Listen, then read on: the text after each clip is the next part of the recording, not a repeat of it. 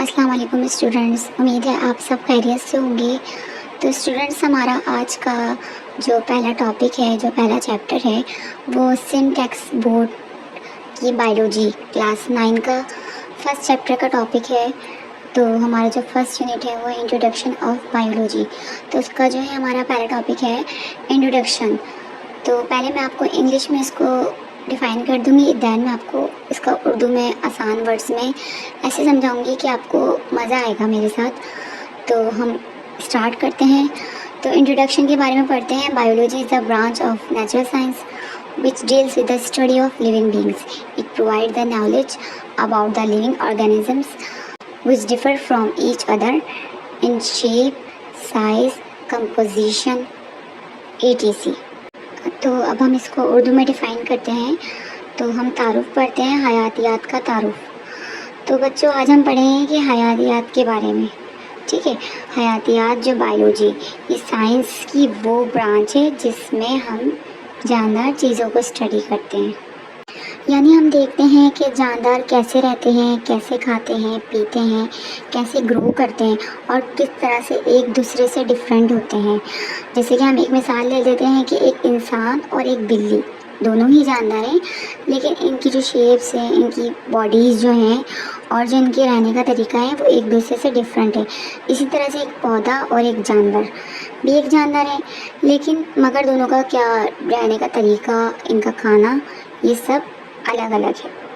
उसके बाद है the word biology comes from Greek language bios meaning life and logos meaning thought और reasoning. Third, biology meaning study of life. Biology का जो word है वो कहाँ से आया है? तो ये जो बायोलॉजी का जो वर्ड है ये दो यूनानी अल्फाज यानी कि टू ग्रीक लेटर से मिलकर बना है। बायोस मीनिंग जो होता है वो ज़िंदगी है और लोगोस मीनिंग जो होता है वो मुताला करना होता है या सोच होती है।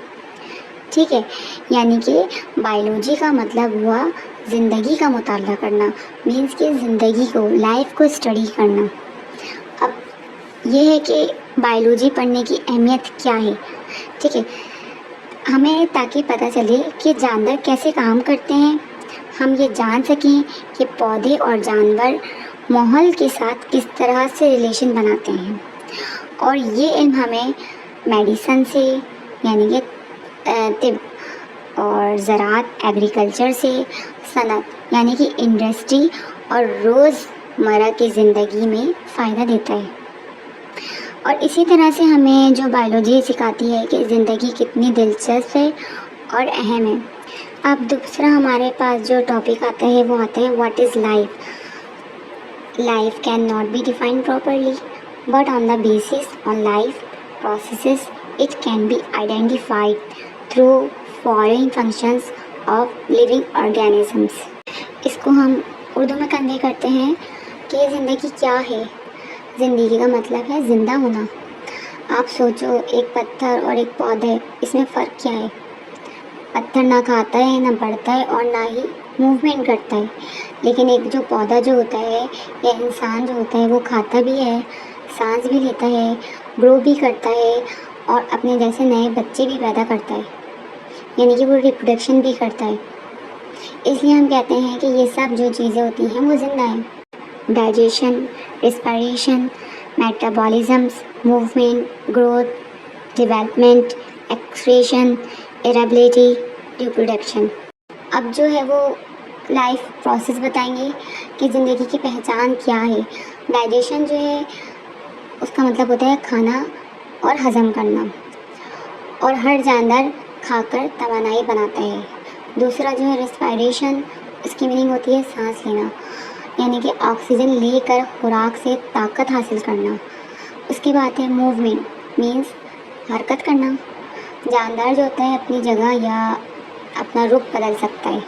उसके बाद है ग्रोथ, ग्रोथ मीन बढ़ना। बच्चा बड़ा होता है, बीज दरख्त बन जाता है। ठीक है, उसके बाद है डेवलपमेंट, यानी कि तरक्की करना। पहले जो होता है कीड़ा तितली बन जाती है, और इस तरह से अगर हम इंसान की मिसाल लेंगे तो बच्चा क्या होता है, वो जवान हो जाता है। इस तरह से एक्सक्रीशन यानी फजला निकालना, जैसे हम पसीना या पेशाब के ज़रिए फजुल मादा निकालते हैं तो इसको एक्सक्रीशन कहते हैं। देन फिर आएगी हमारे पास इरेबिलिटी या रिस्पॉन्स, यानी माहौल का जवाब देना। धूप में पौधे सूरज की तरफ झुक जाते हैं, गर्मी में हम पसीना निकालते हैं। तो स्टूडेंट्स आज के लिए इतना ही। इंशाल्लाह अगली बार नए टॉपिक नए सवालात को लेकर आएंगे।